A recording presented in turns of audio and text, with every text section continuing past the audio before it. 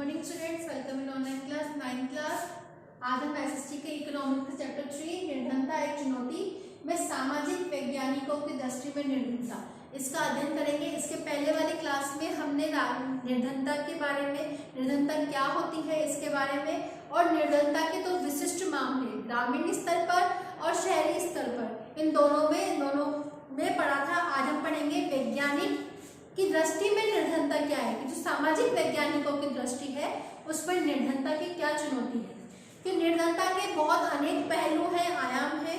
सामाजिक वैज्ञानिक उसे अनेक सूचकों के माध्यम से देखते हैं और सामान्यतः प्रयोग किए गए जाने वाले इन्हीं सूचकों के माध्यम से हम आय और उपभोग इन दोनों के स्तर से संबंधित है।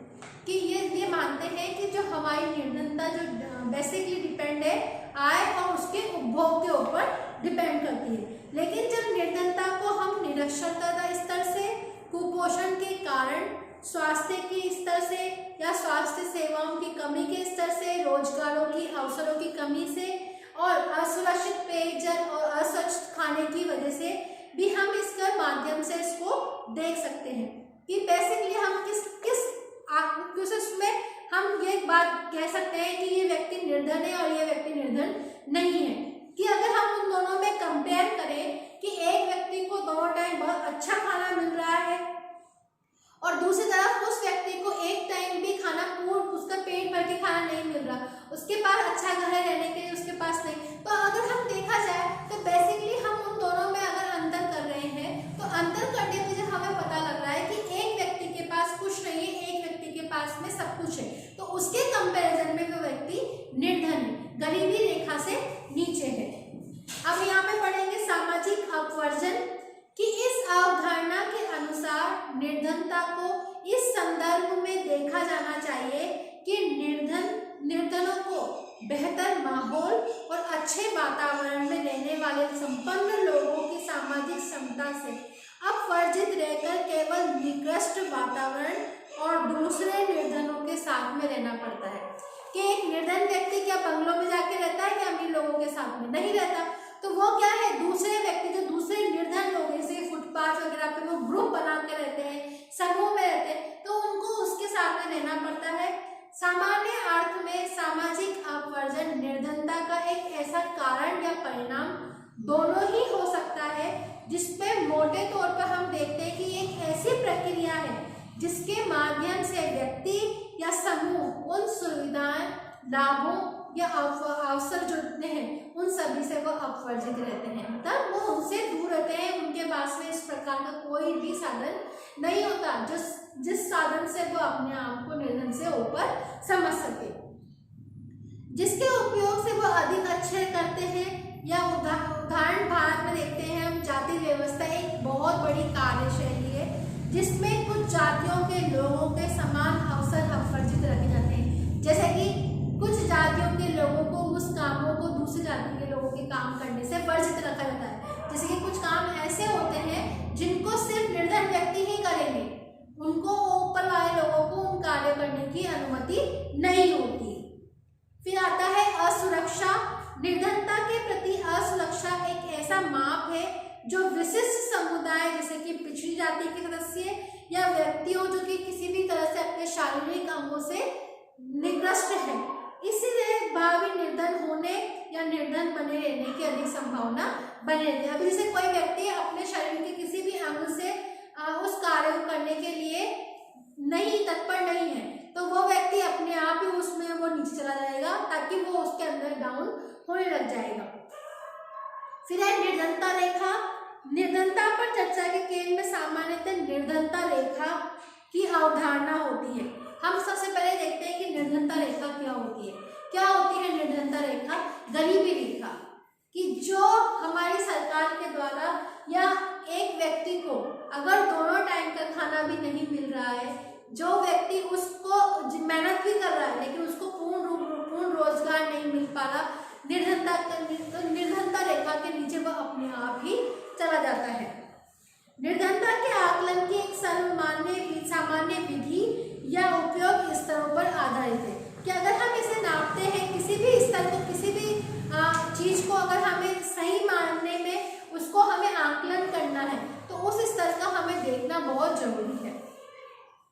व्यक्ति को निर्धन माना जाता है यदि उसकी आय या उसका जितनी आय है उसका उपभोग जो है वो उसके उपभोग से ज्यादा है, तो वो सामान्यतः न्यून स्तर के नीचे गिर जाए, तो मूल आवश्यकताओं के एक दिए समूह को पूर्ण करने के लिए आवश्यक है।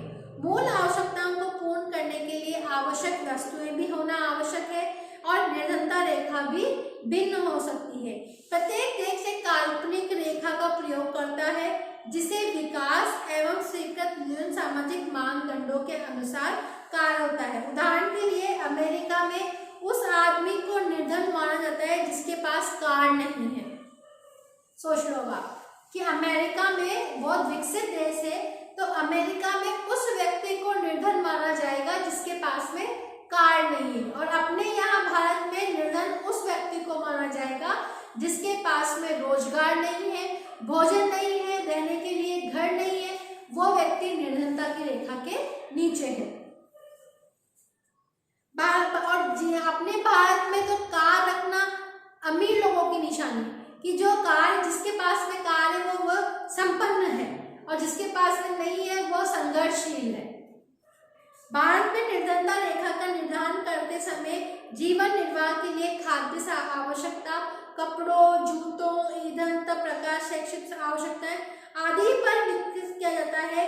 और निर्धनता रेखा का आंकलन करते समय खाद्य आवश्यकताओं के लिए वर्तमान सूत्र वांछित कैलोरी आवश्यकता भी है, कि अगर हम जो भोजन खाते हैं उसमें हमें कैलोरी मिलती है, तो हर व्यक्ति की प्रकृति कैलोरी को नियुक्त किया जाता है। एक आंकड़ा बनाया जाता है कि एक व्यक्ति को प्रतिदिन इतनी कैलोरी की आवश्यकता है। अगर वो उसको नहीं मिल पा रही है तो वो गरीबी रेखा के नीचे अपना जीवन बिता रहा है।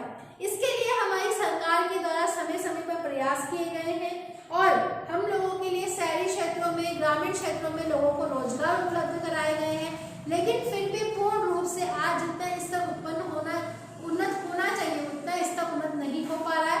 कुछ लोग जो थे वो गरीब की रेखा के नीचे ही रह रहे हैं। अब है निर्धनता के अनुमान, कि आपको यहाँ पे एक सारणी दी गई है।